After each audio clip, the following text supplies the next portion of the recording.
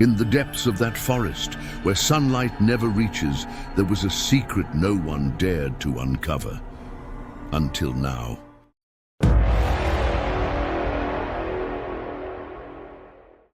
It was a seemingly normal day. The sky was overcast, and the air was cold and scorching our faces. My cousin and I decided to go hunting in the woods. We grabbed our guns, our packs, and everything we needed for a long day. The woods were eerily quiet. Usually they were filled with the sounds of birds, and sometimes you'd see deer passing by in the distance. But that day, everything was different. We couldn't even hear the wind through the trees. We walked slowly, watching every inch of the surroundings. We looked for any sign of an animal, footprints, the sound of movement in the bushes, anything.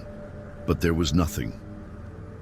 "Do you feel anything strange?" I asked my cousin. "Just a bad day for hunting." "It happens," he said with a smile, but he looked a little nervous. Time passed slowly. We walked for hours without finding anything. I felt frustrated. "Let's come up with a new plan. Maybe this isn't the place for us." My cousin suggested that we head towards the nearby power lines. He said it was an open area and our chances might be better there. I agreed. We started walking in the direction he was pointing, through the dense trees. The road was long. Walking in the forest is not easy. The ground is full of small stones and roots that get in your way. It took us a while to get there, but eventually we found ourselves in the area of the power lines. There, the space was wide and open. Tall grasses filled the place, and large rocks were scattered here and there. We chose a large rock next to another large one to rest for a while. We took out our water bottles and started throwing rocks at the rocks for fun. As we were sitting, I noticed something on the horizon. On a distant hill, there was a person standing. He was holding something in his hand. It looked like a camera or maybe a phone. He was pointing it at us. "Look over there," I said to my cousin, pointing at the man. "Oh, he's just a curious person," my cousin said. But he wasn't satisfied with that. He raised his middle finger at the man with a sarcastic smile. The man stood there for a moment. He didn't move, but suddenly he started screaming. His voice was loud and angry. The words weren't clear due to the distance, but they were filled with anger and threat. I felt something strange. "Let's leave. This guy isn't normal." But my cousin said, "Don't be afraid. He's just trying to scare us." But the man started moving. At first he was walking slowly, but suddenly he started running towards us. "Run!" I shouted. We started running at full speed. The ground was uneven, making it difficult to run. We could hear his footsteps getting closer. I felt like my heart was going to jump out of my chest. After we ran for a long distance, we stopped to catch our breath. We were completely exhausted. "Do you think we got rid of him?" I asked, looking around. But before I could answer, I heard the sound of leaves moving behind us. The man was there. He was approaching quickly, his voice filling the place again. "He's coming!" my cousin shouted. We started running again, this time at full speed. The forest seemed to swallow us. The trees were dense and the path wasn't clear. But we didn't stop. Finally, when we saw the camp from afar, I felt relieved. "We're close, hurry up!" We reached the camp, screaming for help. Our parents came out of the tents, looking at us in surprise. "There's a man chasing us," I shouted, barely able to breathe. Suddenly the man appeared. He was closer than we imagined. His clothes were torn, his eyes were crazy, and his voice was loud and full of anger. Then he pulled a knife out of his holster. My father didn't hesitate.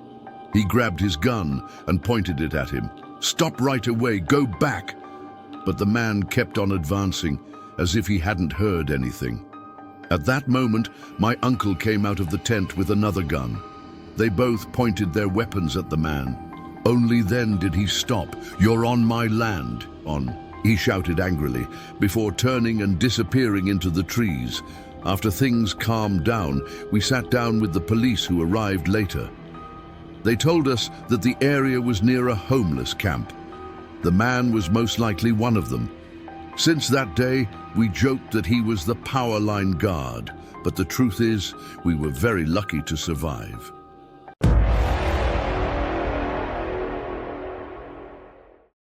This happened when I was about 10 or 11, camping with my mom near a river that flowed through a dense forest. The place was far from the noise of daily life, with the nearest farmhouse several miles away. My mom loved going to this spot to escape the pressures of life, and I enjoyed every moment in this peaceful place. The sky was clear, the river was flowing gently, and the sounds of birds filled the air. We set up our tent in an open area near the river. Trees surrounded us on all sides, and there was a sense of peace, like we were in our own world. The wind rustled the leaves while we were preparing food over the small fire we had just started. Just before nightfall, a man appeared suddenly on the horizon. He walked slowly, as if he knew exactly where he was going. He approached us, but he wasn't carrying any camping gear, no backpack, no tent. He wore simple clothes that looked worn, but he didn't seem like someone who was here to camp. He came closer and started talking to us. At first, the conversation was normal, like we were meeting an ordinary person passing through the woods. But soon enough, he started warning us about wild dogs in the area. "Be careful of the wild dogs," he said, smiling, but his smile felt off. "They've been showing up lately and you need to be cautious." Although his words seemed harmless at first, there was something about the situation that felt strange. My mom tried to remain calm, but I could sense her unease. She subtly hinted that he could leave and that we didn't need any help. But the man didn't leave. He stayed, sitting by the fire, talking about things in the woods, as if he believed we needed his protection. At that moment, I felt a growing sense of discomfort. There was nothing overtly threatening about this man, but there was nothing normal about his presence either. He wasn't carrying any camping equipment, and he was staying far longer than someone simply passing through. My mom was still trying to stay composed, but her smile seemed forced. I could see the anxiety in her eyes. Finally, my mom told him we would be going to our tent to sleep and thanked him, asking him to leave. But the man didn't budge. He stayed where he was, as if something was keeping him there. My mom tried to maintain her calm, but her eyes were filled with tension. We had no choice but to crawl into the tent, but I kept watching him through the small cracks in the tent. I couldn't sleep. I listened to the faint sounds of the wind and the man moving around the fire. There was something eerie about the atmosphere. It felt as though time had stopped and everything was too quiet. He remained close to the fire, and after a while he did something that unsettled me. He pulled out a long knife and began sharpening it on a stick. The sound was slow and deep, like metal scraping against wood. It repeated again and again, and it felt as though it was cutting through my nerves. My mom was silent, her eyes darting between me and the man. She tried to reassure me with a smile, but I could tell it wasn't real. She whispered, "Don't worry, we're safe," but I could see the worry in her eyes. She was prepared for something that didn't feel right, though she didn't want to show it. The knife, the sound, the tension, it all made the situation feel worse. Hours passed, but I couldn't sleep. I kept waking up to find my mom still awake, listening to the scraping sound of the knife on the stick. It felt like the night would never end, like we were stuck in a moment that stretched on forever. I didn't know what the man was planning, but I could sense that something was wrong. Finally, by morning, everything was silent. The man had disappeared. We had no idea when he left or where he had gone. The atmosphere was tense, even though everything around us seemed still. After packing our things, we decided to stop by the nearest farmhouse to tell someone about the strange man. At the farmhouse, the old man listened to our story and chuckled. "Oh, that's just Ivan. He's a bit odd, but he means no harm," he said. He explained that Ivan lived nearby on a farm and promised he would talk to him to remind him not to bother campers. Years later, while watching the news, I saw a report about a man arrested as a suspect in several missing persons cases. They showed his photo on TV, and when I saw it, I felt a chill run down my spine. It was the same man we had met at the campsite. His name was Ivan M. He turned out to be a serial killer, picking up hitchhikers, killing them, and burying their bodies in the woods across the river from where we had camped. I can't describe how I felt in that moment. The man who had been sitting near our tent, sharpening his knife, talking about wild dogs, was the same serial killer. That moment changed everything for me. If we hadn't left when we did, what would have happened? That question will haunt me forever.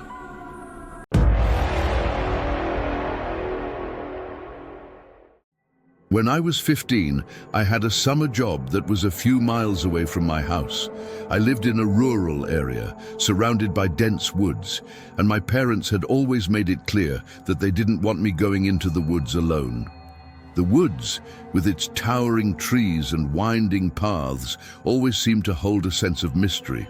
There was something about the way the trees bent in the wind, and the way the shadows seemed to stretch unnaturally during the day that made it feel like it was hiding secrets. Despite their warnings, my job started at noon, and both of my parents worked during the day. That left me to figure out how to get there on my own. I hated the idea of walking the long road, with its open fields and glaring sunlight. The road seemed to stretch forever under the sun, making the walk feel endless, and in the summer heat, I'd end up drenched in sweat before I even reached my destination. So one day, I made a decision. I would take the shortcut through the woods. I knew it would shave off about a mile, and I'd be able to avoid the scorching sun. It wasn't that I didn't know the risks. I just convinced myself that the path would be safe enough. After all, who would be out there? The forest seemed so isolated, so abandoned. Every day at the same time, I'd make the decision to disobey my parents. I'd slip into the woods and take the same deer path that wound its way through the trees. The trail was narrow, surrounded by thick brambles and dogwood, the ground rolling with hills that made it difficult to see very far in any direction. There were no houses nearby, and the silence of the forest enveloped me. It was peaceful, but that peace also felt like a warning. Still, I ignored it. I continued my daily routine, taking the path that would eventually lead me to a railroad track. From there, it was only a couple more miles to my job in town. Walking through the forest became my routine, and for several weeks, it felt like nothing was amiss. But every day, as I walked through the woods, I had this strange sensation that I was being watched. I'd feel eyes on my back, a prickling on the back of my neck, but I'd push those thoughts aside. It was just my imagination, right? It was the forest, the quiet, the isolation that made me feel that way. One day, about a mile from any house, deep in the woods, something strange happened. I was walking along the deer path when I noticed something on the ground ahead. 2 porn magazines were lying on the trail, clearly placed there. They hadn't been there the day before. It was unsettling. They were positioned in a way that seemed deliberate, as though they had been placed specifically for me to find. I couldn't help but feel a chill run down my spine.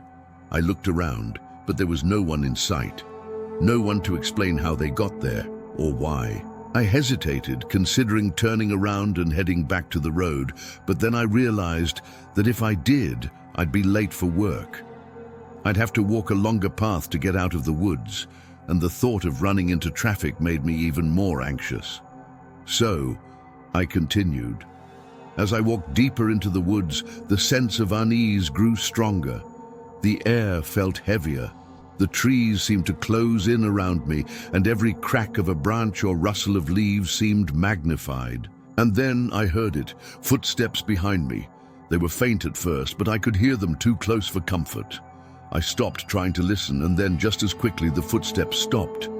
I stood still for a moment, my heart pounding in my chest. Had I imagined it? I took another few steps, and again I heard them, faint but distinct. The sound of someone walking just behind me, but out of sight. It was like someone had loose change in their pockets, and every step they took made a clinking sound. It was human, not animal. My heart began to race. I couldn't tell where it was coming from. The sound seemed to echo around me, bouncing off the trees and making it impossible to figure out where the person was. I stopped once more, holding my breath, and listened carefully, and then I heard it again. It was in that moment I knew someone was following me. They were stalking me, and I was deep in the woods, completely alone. The realization hit me like a punch to the stomach. I didn't know who it was or what they wanted, but my instinct screamed that I was in danger. I didn't dare speak. I didn't dare turn around. I kept walking. My body knew what to do even before my mind could catch up. My legs moved on their own, pushing me further down the path, deeper into the forest. I kept telling myself not to look back, that looking back would only make things worse. I knew that if I turned around, it would give the person behind me the satisfaction of knowing that I was scared. So I kept walking as if everything was normal, as if nothing was wrong. But deep down, I could feel them. I could feel them close, maybe 20 feet behind me, walking in step with my own pace. My legs burned from the uphill climb, but I knew I was getting close to the train tracks. That was my destination, the place where I'd have more space to run. I couldn't run yet. My instincts told me to wait. I had to wait until I reached the open space near the tracks. I could feel my body tensing with every step I took. My senses were heightened. The air felt colder now, despite the heat of the day. Every crunch of the leaves beneath my feet made me jump. But I couldn't stop. And then finally, I reached the railroad tracks. Without thinking, without hesitation, I ran. My legs propelled me forward faster than I thought I could run. I sprinted up the last hill before the tracks, my hands grabbing onto the weeds to pull myself up faster, using every bit of energy I had left. Once I reached the tracks, I didn't stop. I ran as fast as my lungs and legs could carry me. The sound of twigs snapping echoed behind me, but I didn't dare look back. I was too scared to slow down. I sprinted with everything I had, pushing myself beyond my limits, knowing that I had to get away. I never saw the person behind me, but I knew their intentions. I knew they were following me, maybe even planning to catch me. I could feel their presence, and I could feel the weight of it every step of the way. I didn't know if they were getting closer or if they were behind me the whole time, but I wasn't willing to take any chances. When I finally reached town, I didn't stop to look around. I didn't breathe a sigh of relief until I was safely at work. I never took the path through the woods again. I never told my parents what had happened because I was scared they'd ground me. But the fear of what could have happened that day never left me. Every time I walked home after work, I'd think about that day, wondering what might have happened if I hadn't run, if I'd stopped to look back, if I had hesitated for even a second longer. The woods no longer seemed like a shortcut. They seemed like a warning.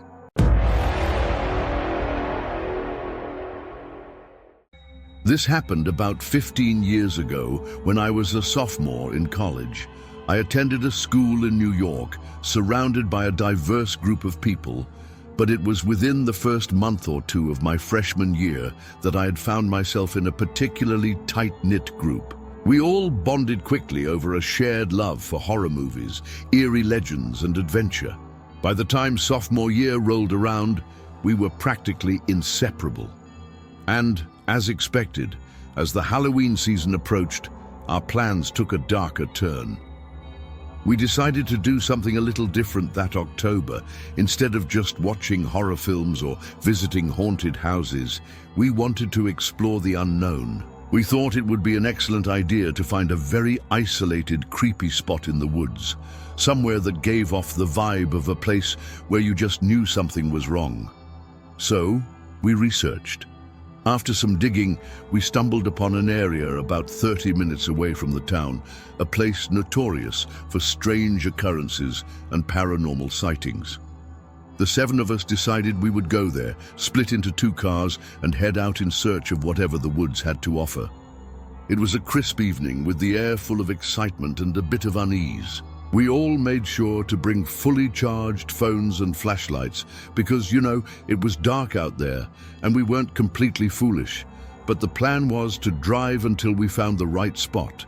until we could collectively agree that the time had come to pull over and explore. We started on a busy main road, one filled with strip malls and the usual assortment of restaurants typical of suburban America. The contrast of the bustling world we left behind and the eerie silence that awaited us was palpable. As soon as we turned off that road, we were immediately enveloped in darkness. The world around us seemed to disappear. The trees stretched high above us, their limbs casting long, sinister shadows across the road. We turned down smaller, winding streets with barely any streetlights and fewer houses. The further we drove, the more isolated everything became, until there was nothing but trees and the occasional sound of leaves rustling in the wind. It was around this point that I started to feel an uncomfortable tension in the air, something I couldn't quite put my finger on. But we were on a mission, and there was no turning back now.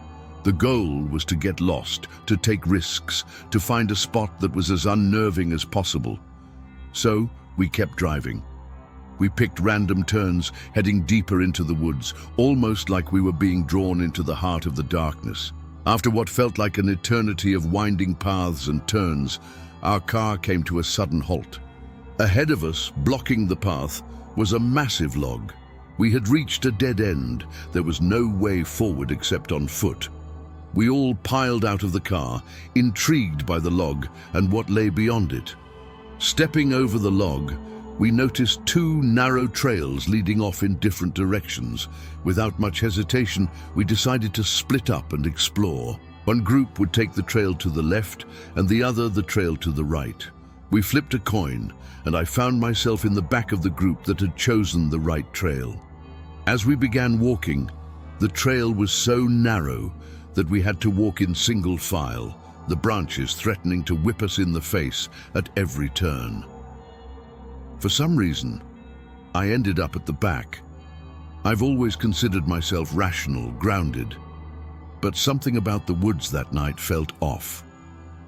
The air was thick with a sense of tension. As we moved deeper, I could hear things, distant noises, sounds coming from somewhere off in the dark woods, branches snapping, leaves crunching. It was hard to ignore the sensation that we were being watched. My eyes kept darting around the forest, but I was the only one in our group who seemed to notice anything unusual. Despite trying to brush off my unease, I couldn't shake the feeling that we weren't alone. The rustling noises seemed to get louder, closer, but I kept my mouth shut. After all, the point of being out there was to get scared, wasn't it? So I continued walking, pretending not to notice anything, trying not to let the fear bubble to the surface. We trudged down the trail for about 20 minutes, and just when I thought I couldn't take it anymore, the trees began to thin. We found ourselves in a massive clearing, a vast open field of wild, untamed grass. It stretched far out, the edges hidden in the shadows of the surrounding woods. We couldn't see the other side from where we stood. It was surreal to step out of the narrow trail and into this expansive space. The shift from claustrophobic woods to this open expanse was almost disorienting. On the far right side of the field, we noticed an old, dilapidated house. It stood like a forgotten relic of the past, hidden deep in the woods. There were no cars, no lights, no signs of life, nothing. Just this old, run-down house. We figured it was worth a look, so we made our way towards it, our flashlights cutting through the darkness. As we approached, we noticed that all the windows and doors were boarded up. There was no way to get inside. I dared to peek between the boards on one of the windows, and all I could make out was an old white couch covered in plastic and an empty, decaying room. Whoever had lived there had long since moved on, leaving the house to fall into ruin. But despite the emptiness, the house had an unsettling aura about it. The house, though intriguing, didn't give us any way in, so we decided to head back towards the trail we had come from. We planned to rest in the field for a bit, gather our thoughts, and maybe snap a few pictures. But just as we were about to sit down, something strange happened. One of my friends began to panic. She was pointing out into the field, her voice trembling as she shouted, "Look, over there in the field!" We turned, and in the pale moonlight we saw something that chilled us to the bone. A figure, tall and lanky, was moving in the field. At first, it seemed like they were just walking, but then, as we watched, the figure began dancing. It wasn't a graceful dance, no. It was frantic, wild, like someone caught in a fit of madness. The moonlight was bright, and the field was so dark that it took a moment for us to fully comprehend what we were seeing. The figure wasn't just moving, it was charging toward us. My heart stopped. In that instant, every ounce of courage drained from my body. We didn't stop to think. There was no time for discussion. We all ran. The fear that gripped us was primal, pure. We sprinted back to the trail, the woods around us feeling more alive than ever. The walk-in had taken about 20 minutes, but it took us less than 5 to get back to the cars. We piled into the vehicles, started them up, and sped away, leaving that field and whatever it was that had been chasing us behind. That experience has haunted me ever since. I can't seem to shake the image of that figure, dancing manically under the moonlight. What was it? A person? Something else? The fact that it charged at us with no hesitation, with no fear of the 7 of us standing there completely outnumbered, is what really sticks with me. And I can't help but wonder, did that figure know we were coming? Could it have been the same presence I kept hearing in the woods, just out of sight, watching us from the shadows? Whether it was a person or something paranormal, I don't know. But whatever it was, it gave us an experience far beyond what we had anticipated. It was more than an adventure. It was a brush with something we couldn't explain, and it's a memory I don't think any of us will ever forget.